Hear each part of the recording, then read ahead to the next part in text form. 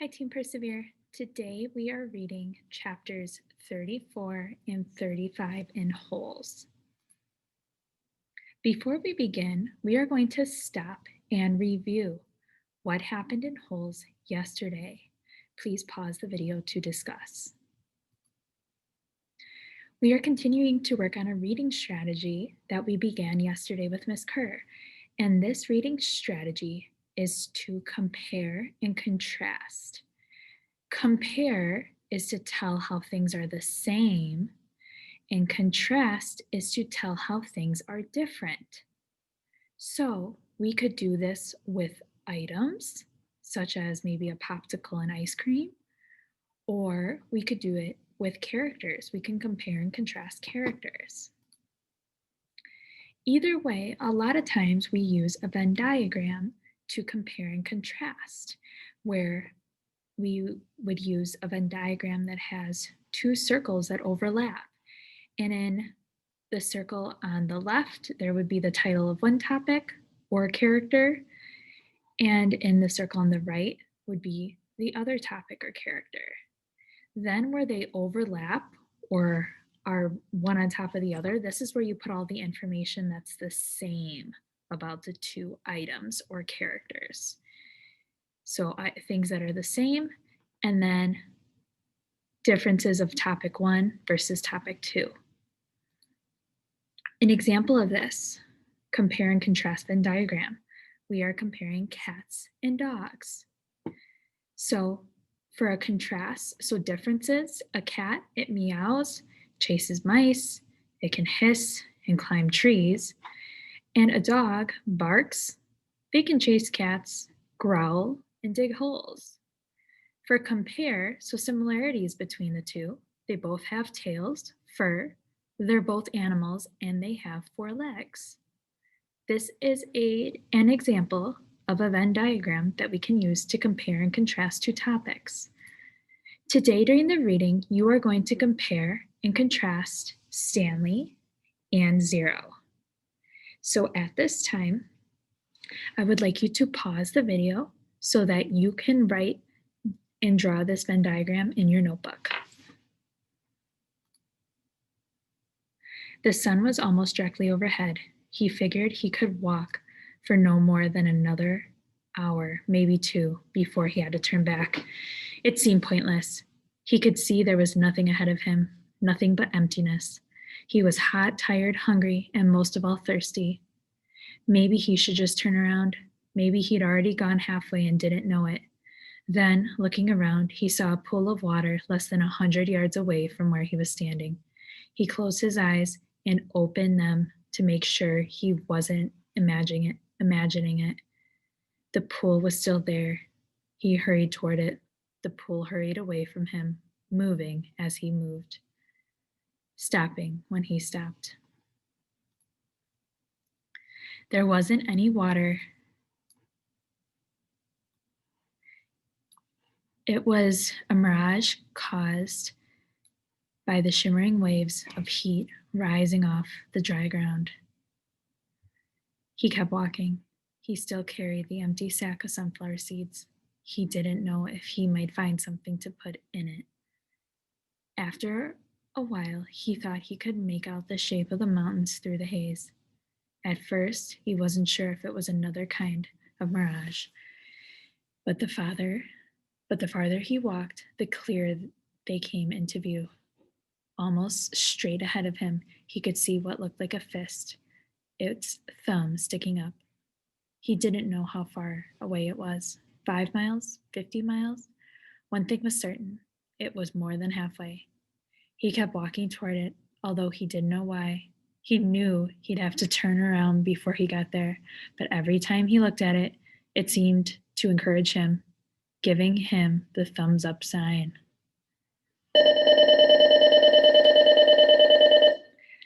Let's pause here. What do you think is going to happen next for Stanley? Make a prediction. Pause the video to discuss. As he continued walking, he became aware of a large object on the lake. He couldn't tell what it was, or even if it was natural or man-made. It looked like a little fallen tree, although it didn't seem likely that a tree would grow here. More likely, it was a ridge of dirt or rocks. The object, whatever it was not on the way to the thumb, but off to the right. He tried to decide whether to go to it or continue toward Big Thumb, or maybe just turn around. There was no point in heading toward Big Thumb, he declared. He decided he would never make it. For all he knew, it was like chasing the moon. But he could make it to the mysterious object. He changed directions. He doubted it was anything, but the fact that there was something in the middle of this nothing made it hard for him to pass up. He decided to make the object his halfway point, and he hoped he hadn't already gone too far. He laughed to himself when he saw what it was. It was a boat, or part of a boat, anyway. It struck him as funny to see a boat in the middle of this dry and barren wasteland, but after all, he realized it was once a lake. The boat lay upside down, half buried in the dirt. Someone may have drowned here, he thought grimly, at the same spot where he could very well die of thirst. The name of the boat had been painted on the back. The upside-down red letters were peeled and faded, but Stanley could still read the name, Mary Lou. On the side of the boat, there was a pile of dirt and a tunnel leading down below the boat. The tunnel looked big enough for a good-sized animal to crawl through. He heard a noise. Something stirred under the boat. It was coming out. "Hey!" Stanley shouted, hoping to scare it back inside. His mouth was very dry, and it was hard to shout very loudly. "Hey!" the thing answered weakly. Then a dark hand in orange sleeve reached up out of the tunnel. So we're going to pause right here. I have 2 questions for you. Number 1, on the boat, it says Mary Lou. Any connections you make to that name? And the second part of my question, at the end, it says a dark hand in orange sleeve reached out of the tunnel. Any predictions as to what's going to happen next or who this is? Pause the video to discuss. Zero's face looked like a jack-o'-lantern that had been left out too many days past Halloween, half rotten, with sunken eyes and drooping smile. "Is that water?" he asked. His voice was weak and raspy. His lips were so pale they were almost white, and his tongue seemed to flop around uselessly in his mouth as he spoke, as if it kept getting in the way. "It's empty," said Stanley. He stared at Zero, not quite believing that he was real. "I tried to bring you the whole water truck, but..." He smiled sheepishly. "I drove it into a hole.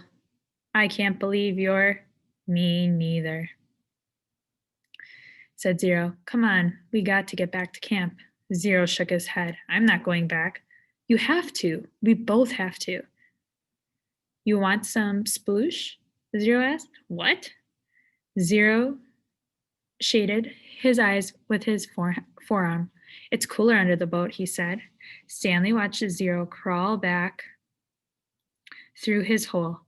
It was a miracle he was still alive, but Stanley knew he would have to get him back to camp soon, even if he had to carry him. He crawled after him and was just able to squeeze his body through the hole. He never would have fit when he first came to Camp Green Lake. He lost a lot of weight. As he pulled himself through, his legs struck something sharp and hard. It was a shovel. For a second, Stanley wondered how it got there, but then remembered that Zero had taken it with him after striking Mr. Pendanski. It was cooler under the boat, which was half buried in dirt. There was enough cracks and holes in the bottom of the boat, now the roof, to provide light and ventilation. He could see empty jars scattered about. Zero held a jar in his hand and grunted as he tried to unscrew the lid. "What is it?" "Sploosh," said. His voice was strained as he worked on the jar. "That's what I call it. They were buried under the boat." He still couldn't get the lid off. "I found 16 jars. Here, hand me the shovel." Stanley didn't have a lot of room to move. He reached behind him, grabbed the wooden end of the shovel, and held it out for Zero, blade first.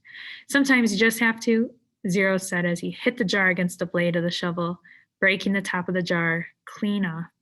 He quickly brought the jar to his mouth and licked the sploosh off the jagged edges before it spilled. Careful, Stanley warned. Zero picked up the cracked lid and licked the sploosh off that as well. Then he handed the broken jar to Stanley. Drink some.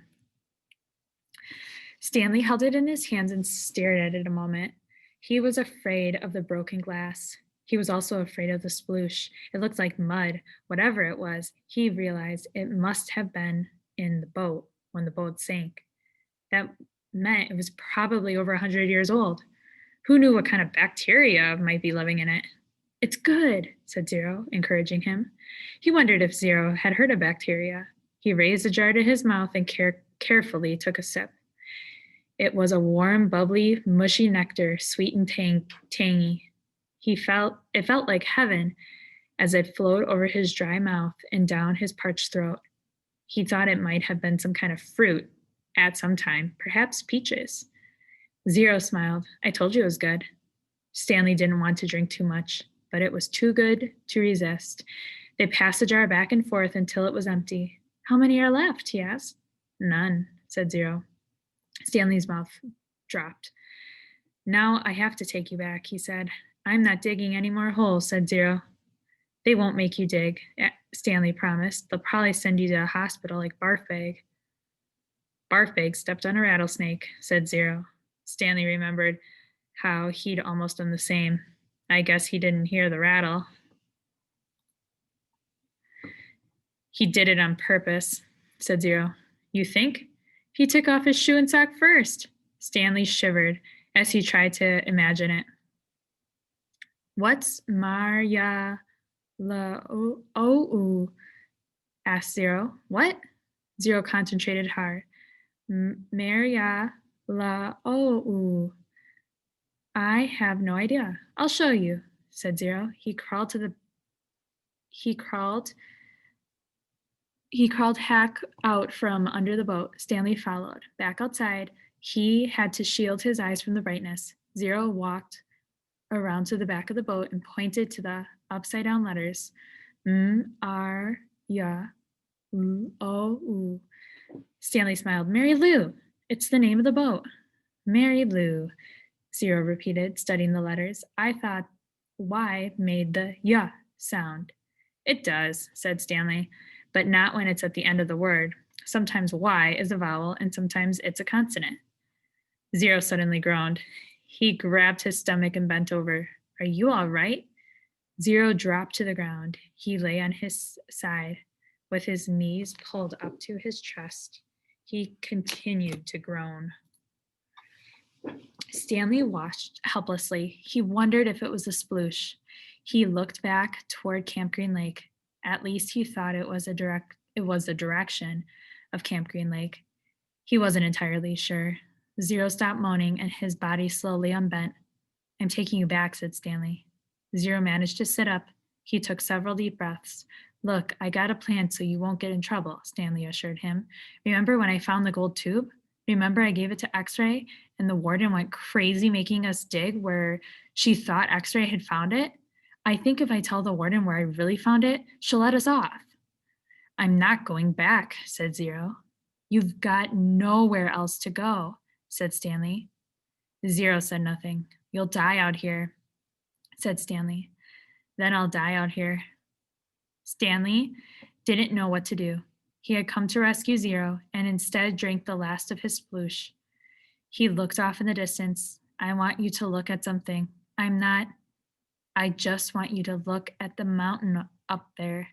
See the one that has something sticking up out of it? Yeah, I think. What does it look like to you? Does it look like anything? Zero said nothing. But as he studied the mountain, his right hand slowly formed into a fist. He raised his thumb. His eyes went from the mountain to his hand, then back to the mountain. All right. And that is the end of our reading for today. At the beginning of the reading, I had asked you that you I'd ask you to compare and contrast the characters Stanley and Zero. So now take a few moments to finish up your reflections. And remember, on the left, you're writing down ways Stanley acts and how he's different than Zero. And same with Zero, how Zero is different from Stanley. And then where they overlap in the middle, that is where you are putting items that are the same about them. Please pause the video to discuss.